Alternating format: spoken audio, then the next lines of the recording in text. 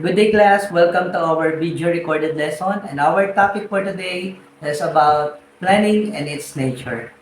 So our learning outcome for this lesson is for you to be able to identify the natures of planning, for you to understand the importance of planning, and for you to be able to create your own vision, mission, and goal.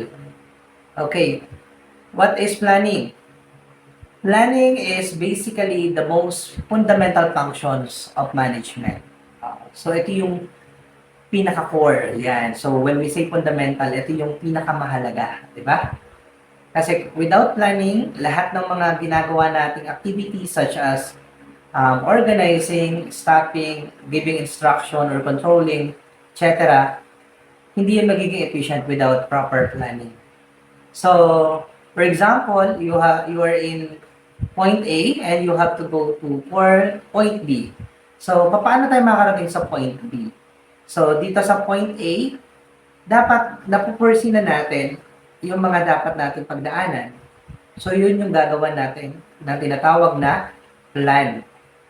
So, paano tayo makakarating dito sa my point B?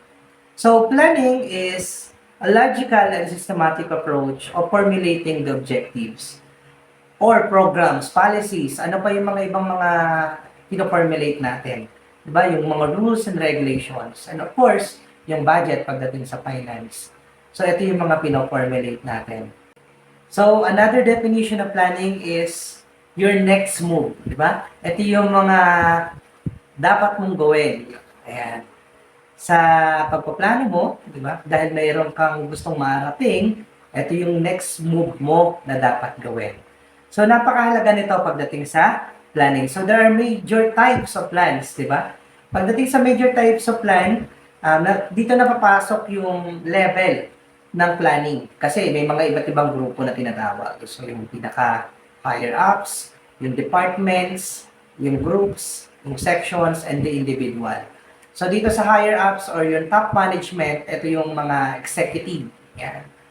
Down there is the department, yung mga department heads na tinatawag. So, meron tayong mga departments like marketing, finance, human resource, and production. So, down there, they have groups, di ba? So, kapag groups naman, ito naman yung mas mababa doon sa department. So, dito meron tayong procurement or yung manufacturing or anything. Then down again is yung mga level na ng mga workers. So dito meron lang yung mga team leaders and the rest yung mga nagtatrabaho na for the company para ma-achieve natin yung mission, vision, and goal. Now, let's discuss the natures of planning.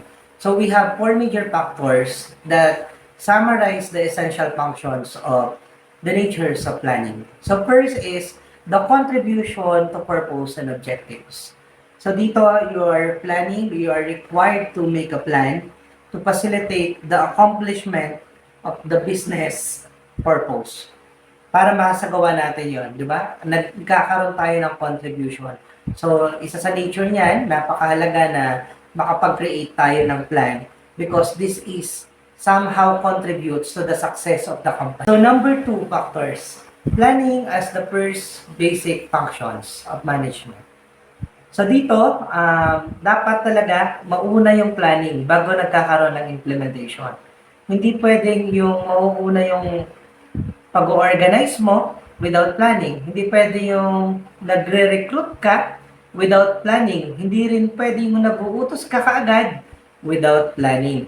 O, di ba? Maaari naman mangyari yung mga ganyang bagay. Kaya lang at the end of the day, hindi magiging efficient or magiging effective yung functions natin pagdating sa pagmamanage. So, number 3, planning as a functions of manager. So, dito naman, planning daw is a function of a manager. Yes, totoo yan. Function yan ng mga manager. But it also differs doon sa level ng management na tinatawag. Kasi, di ba, meron tayong supervisor, meron tayong administrator. Sa private company ito tinutukoy ko ha, meron din tayong tinatawag na manager.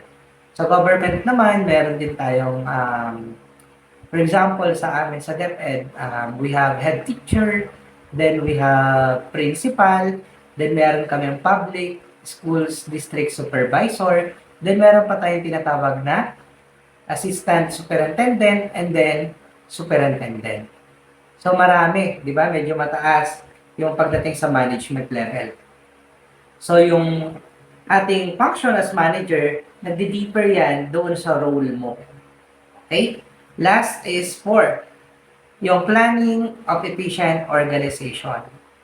Di ba? Dito sa pagpa-plan, para maging efficient ka, kailangan i-evaluate natin yung mga plans and goals natin para ma-achieve natin yung company's vision and mission.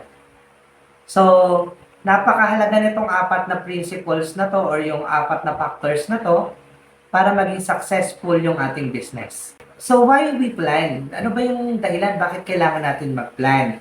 'Di ba? Kasi, syempre, yung objectives ng planning is to, number 1, to focus your attention to results and ano pa? Your objectives. Napakahalaga nun.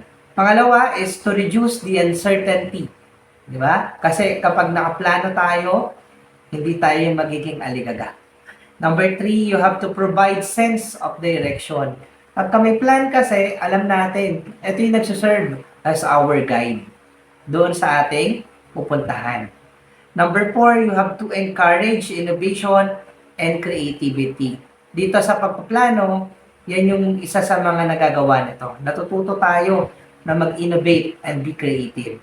Number 5, our goal is to help in coordination. And 6, in management or in decision making. Ayan, nakakatulong yan.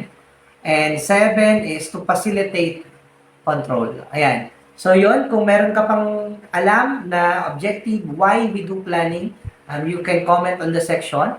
And again, thank you so much for listening.